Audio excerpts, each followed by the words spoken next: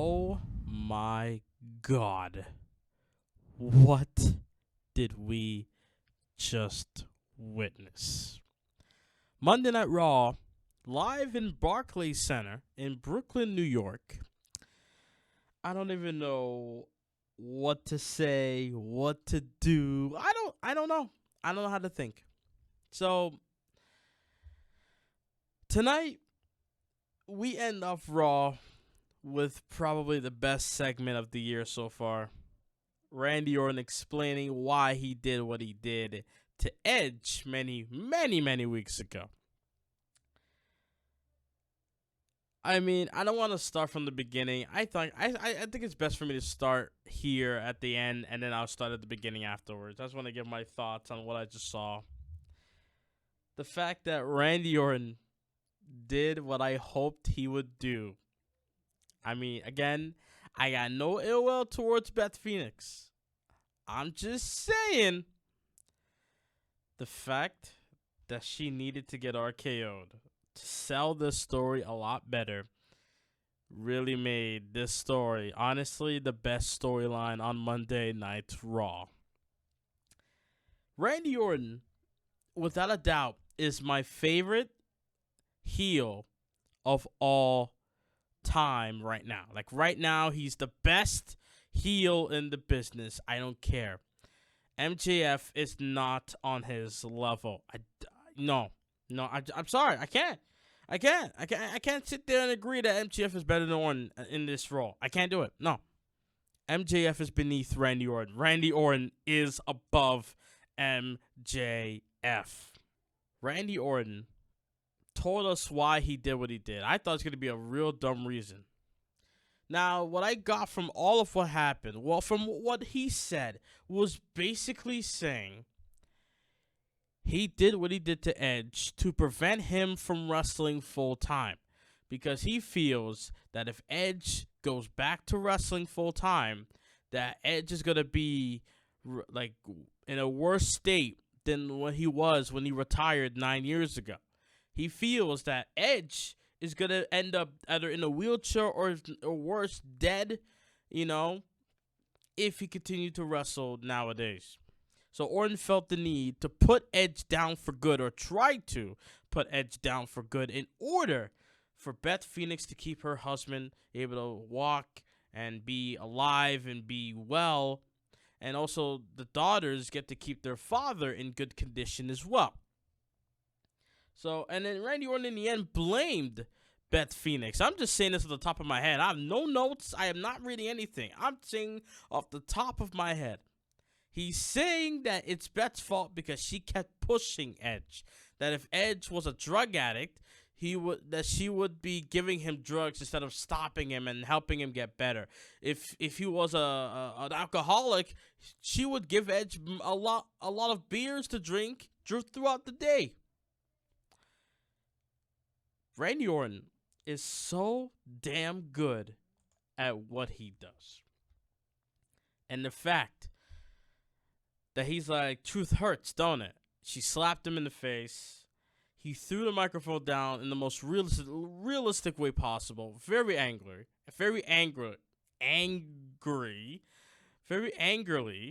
whatever the fuck. I'm just all over the place.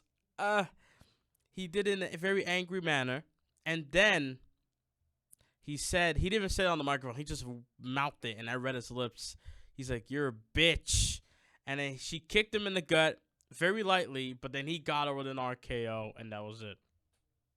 And then Byron Saxton, Byron Saxton was like, you know what, Beth Phoenix is right. Randy Orton is a son of a bitch for what he just did, which was RKOing Beth Phoenix. It's very ashamed. It's kind of sad that we're still in this world where people want to see equality, but at the same time, if a woman gets hit by a male, then it's like, oh my God, how could he do this? But I don't want to look into that. All I'm saying is, bro, that segment was too fire. I sat there, not on my phone. I'm watching the screen. I'm just watching, paying attention to everything that's going on. I'm just listening to every word I possibly could. Said that Randy Orton met Edge in 1999 when he was 19 years old, trying to become starting to break into the business. His father introduced him to Edge. Edge said that, hey, if you play your cards right and you do the right thing, maybe you and I can work well in this ring. And then after that, did the whole rated R KO stuff. They went on to, do well in the mid-card scene, in the mid-card division in the WWE, fighting for the Intercontinental title, like matches on Raw for the Intercontinental title, matches at Vengeance 2004 for the Intercontinental Championship, and much more. And the second Edge came back, Orton realized that Edge is a junkie for the crowd reaction. Like when the crowd gives him that ridiculous, like, ruckus crowd reaction that they did at the Rumble, Edge feeds off of that, and he wants to do what he can to get more of that. And Orton feels that that Edge should not be like this, and he feels that if he puts down Edge for good, then Edge won't have to wrestle, meaning Edge won't possibly get worse, won't get hurt, won't end up in a wheelchair, or death. So that's all I got from what happened in the end of Monday Night Raw. That was the one thing I was looking forward to the entire show. There were some good matches along the way, but in the end, that was the one thing I was looking forward to. So let's kick off the Raw review. That was my opening thoughts on Monday Night Raw. That was a great, great segment. This show was a good show, I'm not going to lie. There's some things I could have done without, but in the end, a good show regardless. I don't care what anyone else thinks because it's all about me, not about them. Monday Night Raw was live in the Barclays Center in Brooklyn, New York. Final Raw before the Elimination Chamber pay-per-view. Intro goes on. Pyro goes off. Tom Phillips welcomes us to Monday Night Raw. He is joined by Byron Saxton and Jerry the King Lawler. We begin the show after, they announced that, all this is happening tonight. Rollins and Murphy taking on the Profits for the tag team titles again. Or what was it?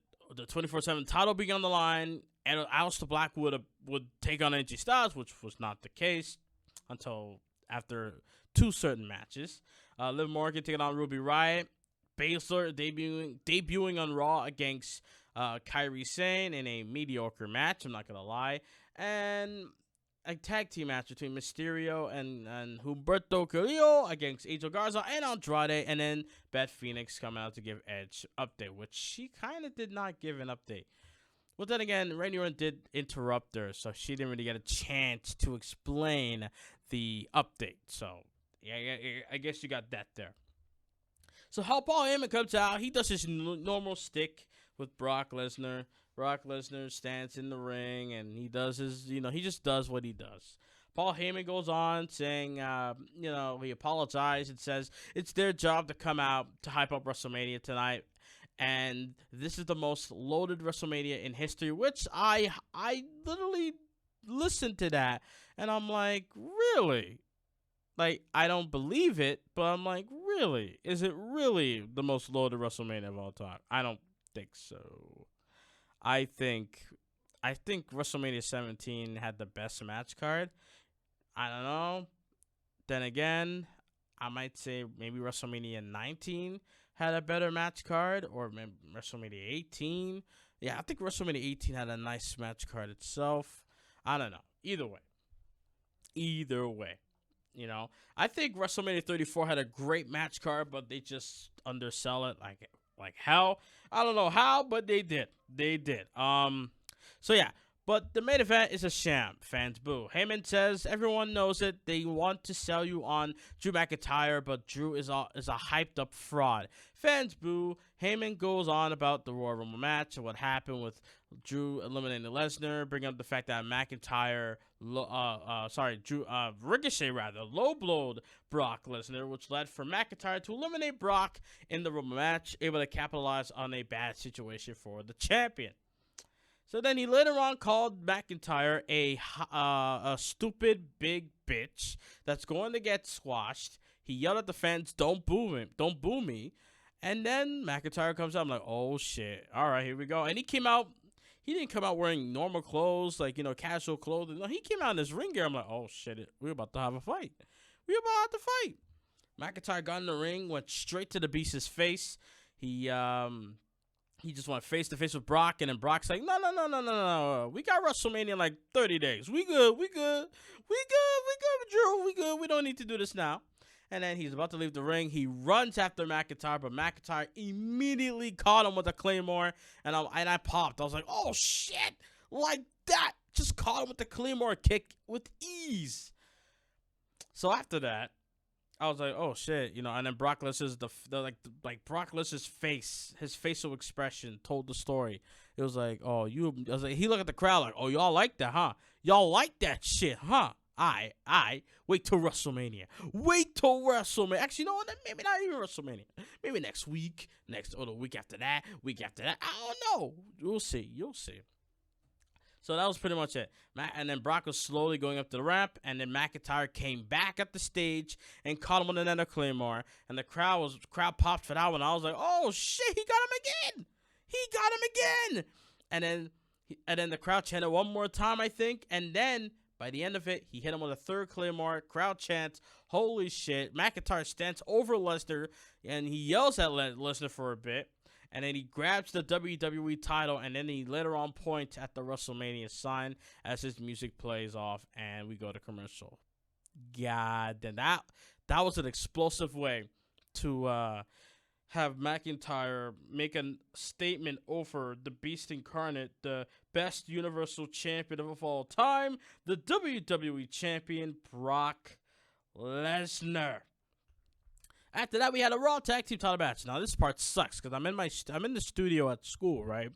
And I have to bring back a card where if I don't bring back a card in the studio that I'm using, then I'm going to get charged. So, literally as the match went on the commercial break, I went and brought the card back and then got my student card, came running back, and then I just see the Street Profits stand in the ring as the Tag Team Champions. And I'm like, oh shit, we have new Tag Team Champions. And they wore Raptors colors. Respect goes to the Street Profits. Maybe they should wear those more often. They wear those more often, they might win more matches. I don't know. That's my assessment, and I'm gonna stick with it. So I'm gonna assume this was a decent match. But in the end, it was a decent to fun match, I'm assuming. Let's see. Dawkins rocks Rollins as he flies back in now. Murphy makes the save and then sends Dawkins into the ring post. Rollins tags back in for another buckle bomb, but it backfires. Murphy accidentally kicks Rollins. Murphy misses a double stomp from the top. Forward rather, sends Murphy to the floor as Rollins rolls forward for a 2 count. Ford fights Rollins off and plays to the crowd for a pop. Ford goes to the top, but Rollins shoves him off to the floor and he lands hard. Rollins calls for Akam and Razor to come down to ringside. Fans boo them. Rollins distracts the referee, but AOP is seen at ringside. Referee ejects AOP from ringside. Rollins and the others are distracting the referee by arguing. Kevin Owens runs into the ring from the crowd and drops Rollins with a stunner. Murphy and AOP chase Owens away. Ford and Dawkins take advantage as Ford hits a top rope frog splash, 5-star frog splash for the pin to win the titles in the middle of the ring. Wow. That was nice. So we come back from break, and we have Charlie Caruso interrupt Seth Rollins and Murphy backstage. And Rollins pretty much said, we're going to have a rematch with the Street Profits at Elimination Chamber. I'm the Messiah. I demand shit. We're going to get a rematch at Elimination Chamber. And as far as Kevin Owens go, he can name the time and the place. But in the end, he needs to be crucified. They're going to crucify Seth Rollins. Seth Rollins is going to crucify Kevin Owens when they get their hands on him. That's tough. Here's the sad part of Monday Night Raw. The 24/7 championship is on the line. Riddick Moss, the champion, defends the title against the one and only Ricochet. How do you go from WWE Championship match against Brock Lesnar in the top 3 last matches of Super Showdown to competing for the 24/7 7-Eleven European Al 5, Lexington, Kentucky, KFC, TV, championship. Explain that to me, huh? I don't know. So the match happens. Decent match between both men. But in the end, Riddick Moss defeats Ricochet clean, by the way. Ricochet, you are going down a pit of no return so far. I don't know how. Maybe the only way you could recover is if you go to SmackDown, I guess. I don't know if that's going to work, but we'll see. Still to come, if AJ Styles taking on Aleister Black. A little ad was played about John Cena and Bray Wyatt. Firefly Funhouse with Bray Wyatt will is announced for SmackDown this Friday. We have Anderson and Gallows and AJ Styles coming towards the ring. AJ Styles cuts a promo ranting about Mark Wahlberg, giving him advice on how to deal with The Undertaker, which was done to promote one of Wahlberg's new movie. AJ Styles obviously was offended about that. He mentioned The Undertaker, and then Aleister Black came out. Match was supposed to happen, but AJ Styles was like, whoa. Before you fight me, you gotta take on Carl Anderson. It's in the contract that you signed. You gotta take on Carl Anderson first, and then you get to face me. So Anderson took on Aleister Black. Aleister Black defeats Carl Anderson. And then AJ Styles again backed away and said, now you gotta fight Luke Gallows if you were able to get through Carl Anderson, which you did. So that's what happened. He defeated Luke Gallows, did Aleister Black, and that was it. And then, he won the match by DQ, but either way. And then after that, after hitting him with the Magic Killer on the Aleister Black, then AJ Styles said, all right, I'm good to go. And then he had the match. AJ Styles beat him. In the end of the match, he hit him with a move. I forgot what move. He nailed him. He nailed him with the phenomenal form. I was hoping actually that AJ Styles was gonna go for the phenomenal form and Black was gonna catch him with the Black Mass. I was hoping for that, but that was not the case. Phenomenal form then connected, and then Aleister Black got pinned in the way that Undertaker how he pins his opponents when he had a tombstone. The Undertaker signature pin pose. AJ Styles defeated Aleister Black, ending his streak that Aleister Black had since being drafted from Monday Night Raw, or since he got picked up from NXT all the way back of January of last year, I believe, or February of last year. I don't know. Either way, around that time. We come back from break. Ruby Riott has an interview. I barely paid attention. It's all about winning the Elimination Chamber. She's confident going into the chamber, winning it. There's no friends inside the chamber, says Ruby Riott. Liv Morgan took on Ruby Riott in a boring-ass match with Sarah Logan involved. Liv Morgan won the match. Sarah Logan, I think she did a fast count, which gave Liv Morgan the advantage. Ruby Riott obviously lost the match. Sad. You come back and you lose the match. Sad for you, Miss Ruby Riott. But you did look good, though. I ain't gonna lie. You do look good. You look good, Ruby. I see you. Low key. So, yeah. And after that, Sarah Logan, lays out both Riott and Liv Morgan, standing tall out of everybody in the Riott Squad. It's kind of funny. Like, we got a Riott Squad breakup, but yeah, nobody cares. That sucks. That really sucks. No Way Jose is backstage. He sees Eric Rowan. He asks him if he can see what's in the cage. And Eric Rowan's like, you know what? I'll do it. You a nice guy. I'll do it. So he went in the cage. He got a fake ass spider. I'm like, is that real? No, that don't look real. That looks so fake. I'm sorry. It looks like a toy. I can't do it. So, yeah, he chuckles, and then he puts it back in the cage, and that was it. I was like, whatever. I didn't really care. I was like, whatever. Then we have Kairi Sane taking on Shayna Baszler. Did not care. I'm not going to lie. I did not care for the match. I won't lie. Plus, you had Becky Lynch. Becky Lynch looked like a fool.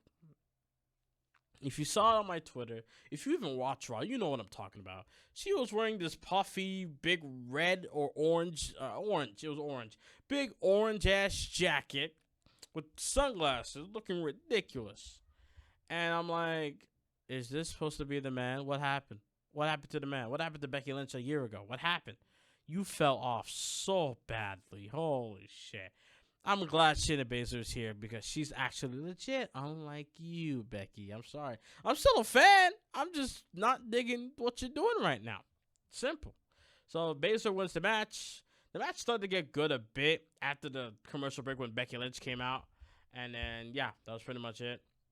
She stands tall and nothing much happens. Rey Mysterio and Alberto Carrillo had a promo. I did not care to listen. And then we had a tag team match, which was boring at the beginning. And then it got fun after about 2 commercial breaks. And then, yeah. You know, Mexican or Canadian destroyers, whatever you want to call it. Destroyers were being landed. Big moves were being landed. Double 619. So Alberto Carrillo had some high moments. Nice back moonsault, I should say. He did a nice moonsault from the top rope. After Rey Mysterio hit him with I believe, Andrade with the 619. And then, yeah, Carrillo, Humberto was able to pin the United States champion. I won't be surprised if, oh, God, I won't be surprised if we get Humberto versus Andrade again on pay-per-view for the United States title. And that's pretty much it. That's literally all that there is on Monday Night Raw this week. Is there anything else I missed? Please let me know in the comment section below. Monday Night Raw, again, was enjoyable, but at the same time, there was some things I could have done without. Like, for example, I could have done without the Riot Squad segment. I could have done without the Shayna Baszler match against Kairi Sane. I could have done without a little bit of Aleister Black taking on Anderson and Gallows before he gets to AJ Styles. But fair enough. I feel like they should have saved Aleister Black versus AJ Styles on pay-per-view anyway. But at the same time, the match already happened and Black already lost to Aleister. Black already lost to Styles anyway, so it doesn't really matter. And apparently, at Elimination Chamber, it has been announced that it will be a no disqualification match between AJ Styles and Aleister Black. Wow, at the Elimination Chamber this Sunday. So, Elimination Chamber so far, we have no DQ match between Black and Styles. A rematch between the Profits taking on Murphy and Rollins for the Raw Tag titles. A 3-on-1 handicap match for the Intercontinental title with